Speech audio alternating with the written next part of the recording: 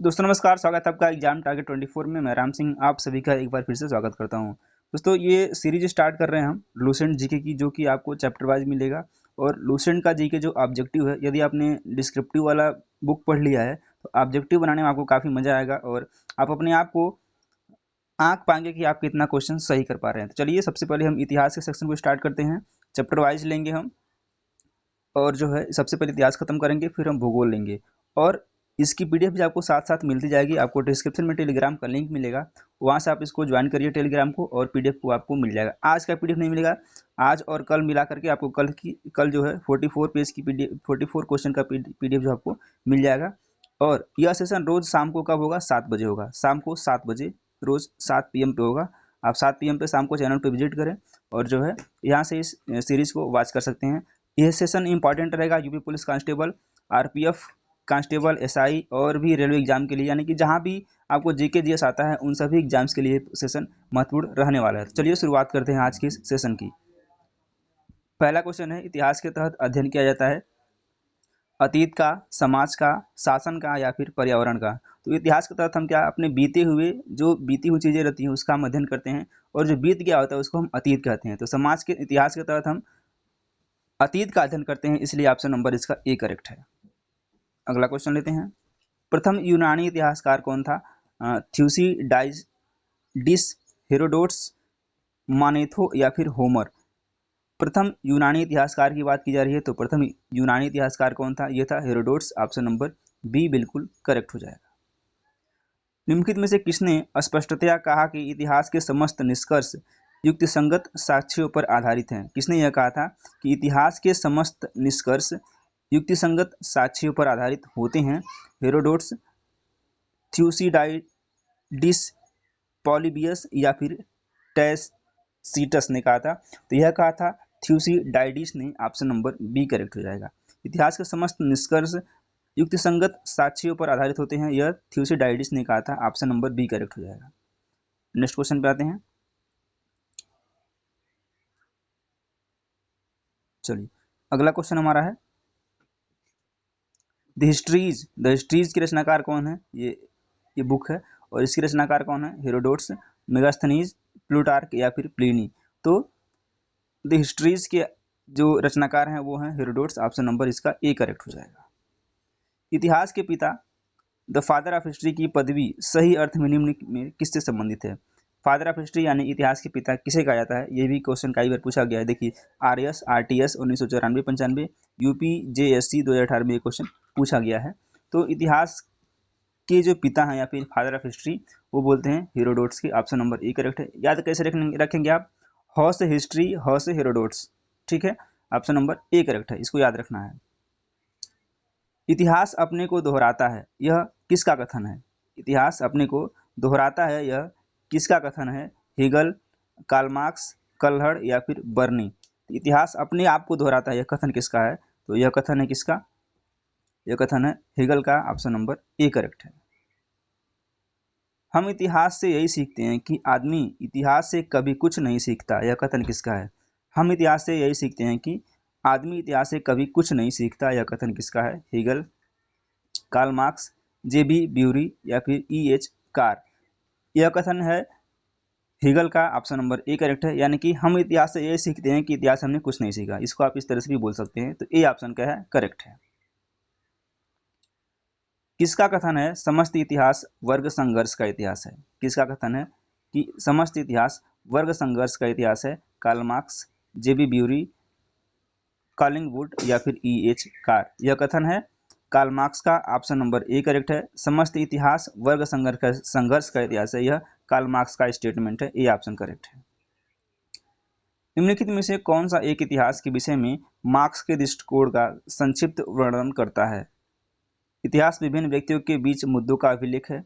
इतिहास शोषक और शोषित वर्ग के बीच संघर्ष का सिलसिला है। इतिहास अतीत की घटनाओं का विश्वसनीय अभिलेख है, या फिर इनमें से कोई नहीं। क्या है? कौन सा इतिहास के विषय में मार्क्स के यानी कार्ल मार्क्स जो है इनके दृष्टिकोण को डिनोट करता है या फिर वर्णन करता है? तो ये करता है इतिहास शोषक और शोषित वर्गों के बीच संघर्ष का सिलसिला है। या बी ऑप्शन क्या है? करेक्ट है। निम्नलिखित में से किसने द्वंद्वात्मक भौतिकवाद के सिद्धांत का प्रतिपादन किया? हीगल, मार्क्स, एंजिल्स या फिर लेनिन ने? किसका द्वंद्वात्मक भौतिकवाद के सिद्धांत का प्रतिपादन किसने किया है? तो यह किया है कार्ल मार्क्स ने। ऑप्शन नंबर बी करेक्ट है। यहाँ पे मार्क्स दिया गया है और यह टीजीटी 2016 में पूछा गया क्वेश्चन है, इसको भी ध्यान रखना है। तो इस तरह से ये क्या है, एक इंपॉर्टेंट क्वेश्चन है। कार्ल मार्क्स ने वर्ग संघर्ष की प्रक्रिया को निम्नलिखित में से किस सिद्धांत की मदद से समझाया है? आधुनिक उदारवाद, अस्तित्ववाद, डार्विन का विकासवाद या फिर द्वंद्वात्मक भौतिकवाद? वर्ग संघर्ष की प्रक्रिया, ये सिद्धांत किस तरह का है और इसको किसने बताया है? तो यह द्वंद्वात्मक भौतिकवाद का सिद्धांत है। डी ऑप्शन करेक्ट है और यह कार्ल मार्क्स का है। D will be correct.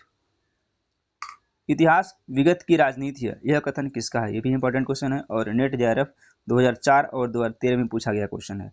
इतिहास विगत की राजनीति है, यह कथन किसका है?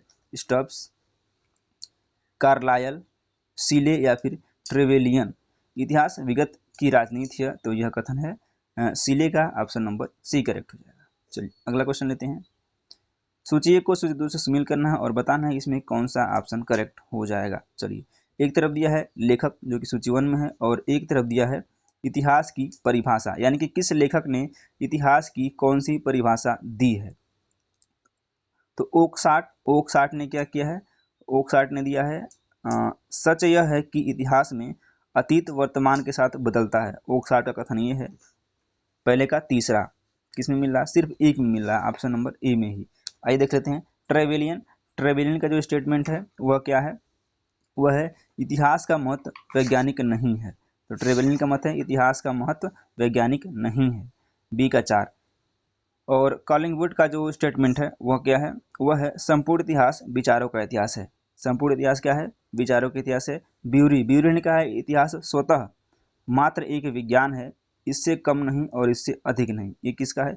ये जेबी ब्यूरी है। ऑप्शन नंबर इसका डी का बी है। तो क्या हो जाएगा?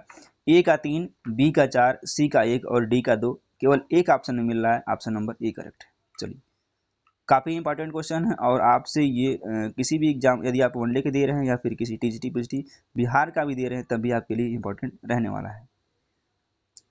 अगला क्वेश्चन है हमारा, किसी इतिहास दर्शन शास्त्री ने कहा था समस्त इतिहास समकालीन इतिहास है? Giambattista Vico, Benedetto Croce, Oswald Spengler या फिर आगस्ट काम्टे ने कहा था? ये नेट जेआरएफ 2014 में पूछा गया क्वेश्चन है और यह दिया था किसने? वेनेडिटो क्रोचे ने। ऑप्शन बी करेक्ट है। किस इतिहास, यानी कि समस्त इतिहास समकालीन इतिहास है, ये वेनेडिटो क्रोचे का स्टेटमेंट है। इतिहास अतीत एवं वर्तमान के बीच अंतहीन वार्ता है, यह किसने कहा था?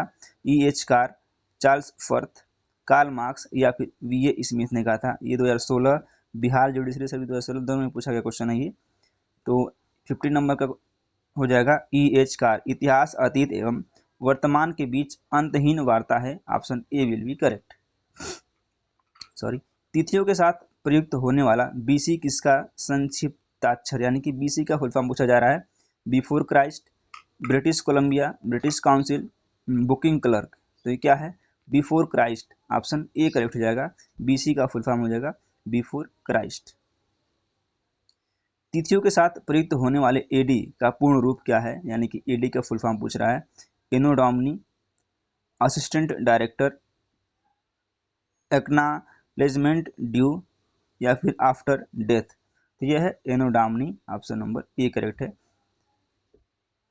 वर्ष 50 ईसा पूर्व किसके पहले आता है? वर्ष 150 ईसा पूर्व के पहले आता है, वर्ष 150 ईसा पूर्व के बाद आता है, जिस वर्ष में वर्ष 150 ईसा पूर्व आता है, या फिर जिस दशक में वर्ष 150 ईसा पूर्व आता है। तो वर्ष 50 ईसा पूर्व कब आता है? यह आता है वर्ष 150 ईसा पूर्व के बाद आता है। तो ऑप्शन नंबर बी करेक्ट है। वर्ष 1015 ईस्वी किस शताब्दी में आता है? 10वीं शताब्दी ईसा पूर्व, 10वीं शताब्दी ईस्वी में, 11वीं शताब्दी ईसा पूर्व में या फिर 11वीं शताब्दी में? 1015 ईस्वी किस शताब्दी में आता है? तो यह आएगा 11वीं शताब्दी में। ऑप्शन नंबर डी करेक्ट है।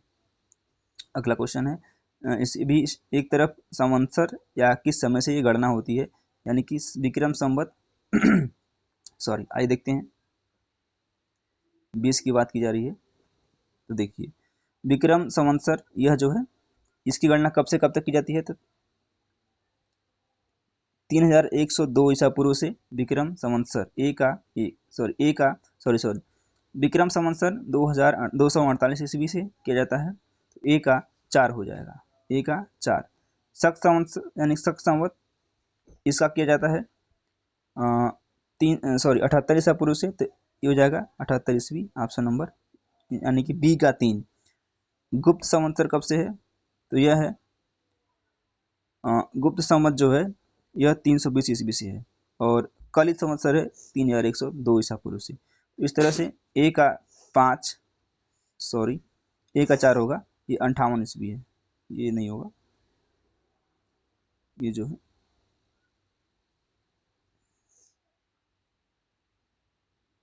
ये होगा 58 ईसा पूर्व विक्रम संवत।